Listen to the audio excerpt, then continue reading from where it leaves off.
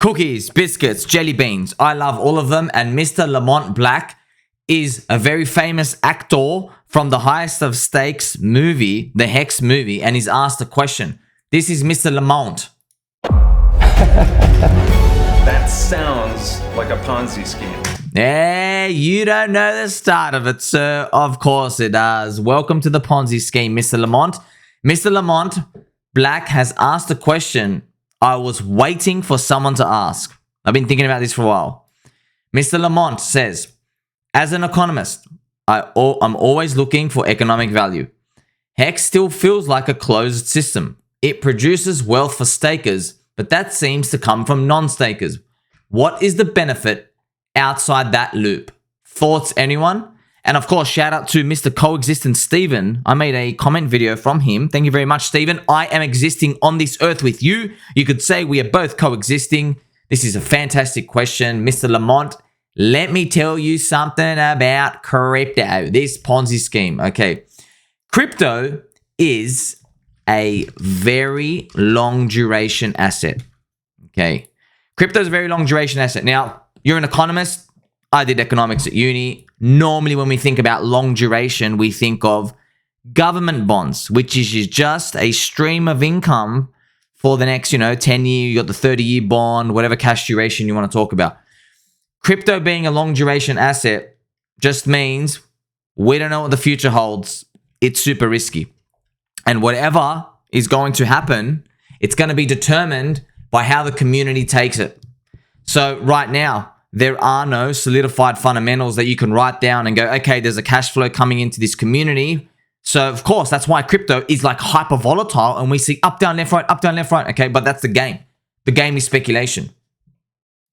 So of course, because you're an economist, when we do our models, you see it as a closed system. But of course, just to let you know, friends, baby dolls, you're listening out there, the earth, okay, the earth, earth, right? The whole globe, Earth's a closed system, baby dolls. Yes, Earth, the globe, okay? China, USA, Australia, all of us. If someone sneezes, everybody catches the cold, that's it. Where are they going to get the money from? We have to print money within the system and then we dilute the existing holders, So that requires a big shock. But if you're a country and you have an isolated issue, for example, Greece, maybe you get some stimulation from another country out there who's able to give a favorable exchange rate. They can come in, act as tourists in your country, boost the GDP. That's great.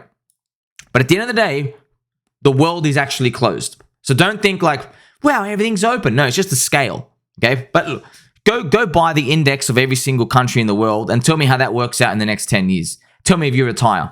Okay. So we're not here for that.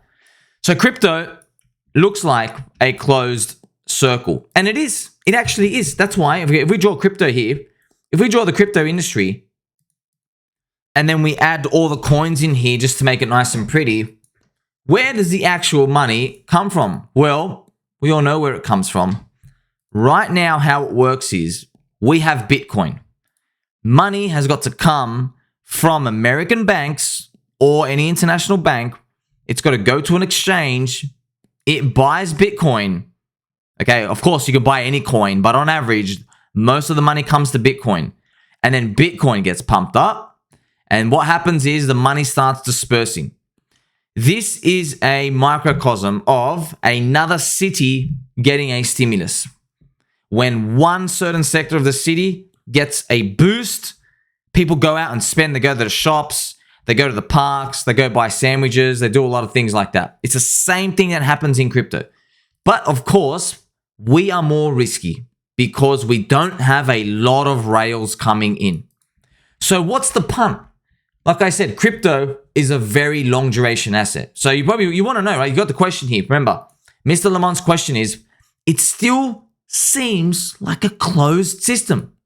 Well, what's the punt? I'll tell you what the punt is. The punt is, and we can't see it right now. Remember, you're an economist. You are using models of, how we think the world works, buying and selling, all the demands. I know all the models. I did all of them too, okay? We are dealing with trying to predict a network effect of people, and we're going to draw people right here, okay? We're going to draw people. We are trying to predict, will this network of people still be around in 10 years? Now we're going to have to do a follow-up.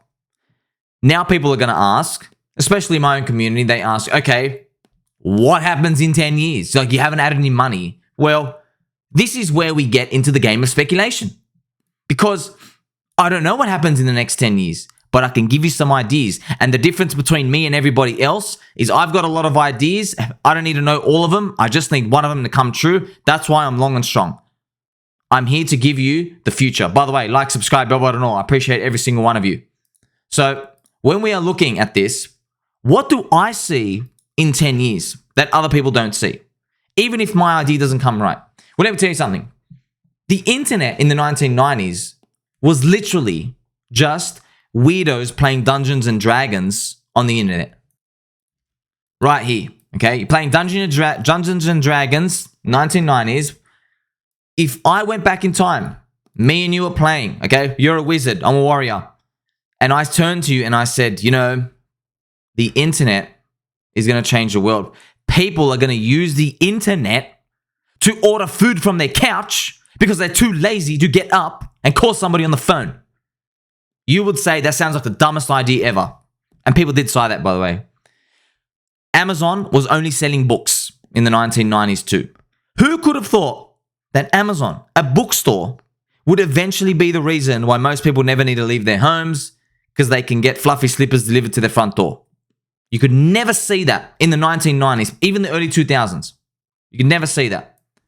So I'm going to ask you to think about the endless possibilities in 10 years. I have a lot of ideas. For example, I'm going to give you one example. I've never spoken about this before, but it's a cute example.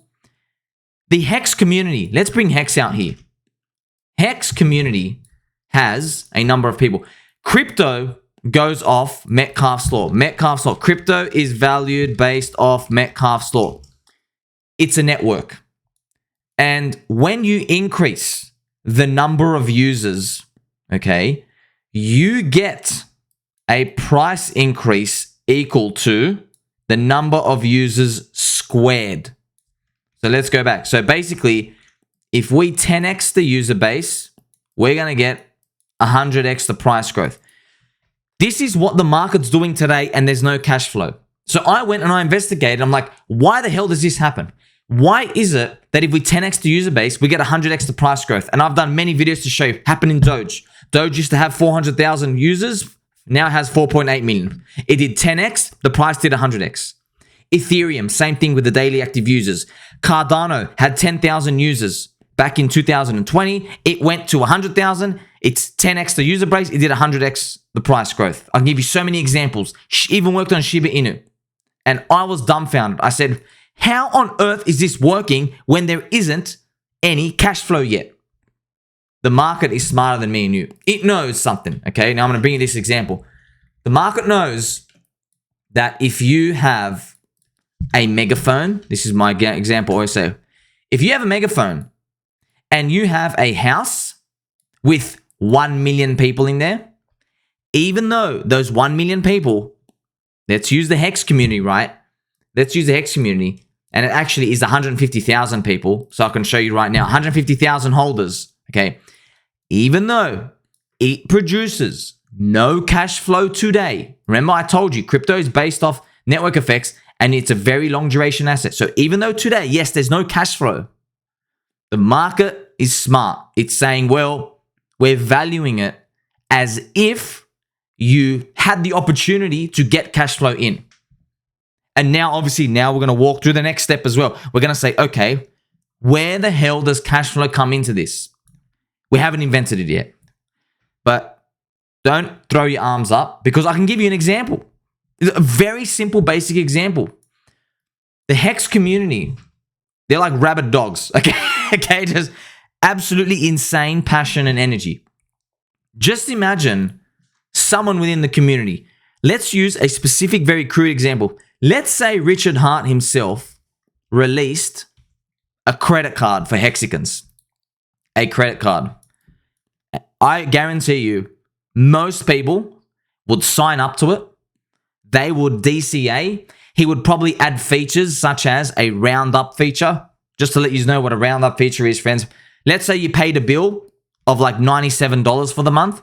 You could tell it, round up the nearest $5 automatically, and then go and DCA buy a coin. We can already do this. There are cards out there that do this with Bitcoin and Ethereum. So this is one idea of getting 150,000 people to stay in the network. Now, with their house utilities, and when they go out and they pay restaurants, when they go do anything in their life, they are DCA buying cash flow into the ecosystem. And suddenly, what would happen over time is the volatility of the prices would get less and less and less. Why? Well, that's because you're not relying just on the price of Bitcoin going up and down anymore.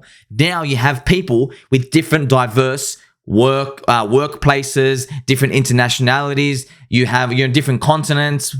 You're starting to spread out the risk. Of course, by the time we get here, the price is high, but most of the gains are gone by the time we get here. And we don't even have to go that far to look at the example, because right now we have the PulseX exchange, okay? app.pulsex.com. And here it is right now, app.pulsex.com. With app.pulsex.com, when there is a trade done on the website, part of the fees, right? So someone trades, here's the X, someone trades, part of the fees goes straight to buying PulseX, the coin, off the market. So PulseX gets bought. So this is a good example to use, but it's not the real long-term vision, because I gave you that credit card vision because that is outside of crypto. Because what everybody's actually using crypto for today is a casino. PulseX is a DEX. Everybody is trading, it's financial speculation. So someone swaps an asset, they buy a meme coin, they buy a privacy coin, whatever it is they buy, part of the fees gets routed and it buys and burns PulseX. Now, what we can do with liquidity bonding is we can get that PulseX, we liquidity bond the HEX, and now the money from the casino is routing to buy HEX. So suddenly the ecosystem is starting to branch out. Now, I've given two examples here, but you can take whichever one you want to run with. I like this credit card example because no one's done it yet. So that's why I'm asking you. You go back to the 1990s, look at what they thought the internet was going to be. They thought it was going to be a joke. No one could ever imagine how much it would change everybody's life. So I've made this video to show you that, yes, it's funny. It looks like a closed system today, and it is. So if it's so closed, why isn't it zero value? Why aren't the market caps all zero? Well, that's why I've just given you the whole answer. Metcalfe's law. The market's not stupid. It knows. By the way, the market also values Amazon as Metcalfe's law. We go back and we check the profit statements of it going up over time. It's literally making no money, but for some reason, it's still going gargantuan in size. It's because the market's smart. The market says, hey, even though you make no money today, there is a number of people, otherwise known as nodes in the network for Metcalfe's law, and we will give you a value. If you have a number of people there, we will give you a value. If you grow the number of people, we will give you a value, even though there's no cash flow today. If you wanted to get more examples of this, you can go look at many examples in crypto, and you will actually find that the profit-making protocols aren't worth poop. Interesting, isn't it? You would think, that's right, you would think that the profit-making protocols who actually generate the most fees, that they are worth the most. Here, I just sorted this by fees for you. DeFiLlama.com. MakerDAO made the second most fees. Do you want to see the MakerDAO price? I'm going to show you right now. This is the MakerDAO price. For something that's making so much money, why the hell is it down here? MakerDAO's price is more of a function of Bitcoin and Ethereum movement than the profit and the fees it generates, right? I learned this firsthand from the last bull market. I went on, bought everything. I said, okay, well, these things are the most profitable, therefore they should be making the most in terms of gains for investors. Wrong. The market is still smarter than that. In fact, the market will give a higher premium pricing even though your protocol owns no money. It will give you higher value just if you add more people, because it knows about this megaphone, right? It knows, even though HEX today, No cash flow. Someone's going to make something in the future to expand it. The system's going to open up. Now, we don't know when it's going to happen, how it's going to happen, or why it's going to happen, but that's the whole game of speculation. In economics, the whole goal is to make models of human behavior. We are in an industry that is birthed, right, very new, and it's making its own economy in cyberspace. So we don't have all the formulas yet. We don't know all the patterns of behavior. We don't know how people will work. And one of the ultimate fundamental reasons is because we're dealing with the digital realm. In the normal world, what are we dealing with? We have geographical advantages and disadvantages. If you have a mining company in one country, it's completely different profit and loss statements and how everything's working compared to a supermarket in another country. But in crypto land, because everything is digital, it's a whole new game. So that's the whole speculation. We are here because we think we're early. And I'm going to end with an example of Apple. If you look at this chart, you think, wow, I should have just bought Apple. But if you go down and dive, right, when they started talking about the iPhone, it was a completely different story than what people expect. Most of the gains came if you bought Apple when it literally had nothing.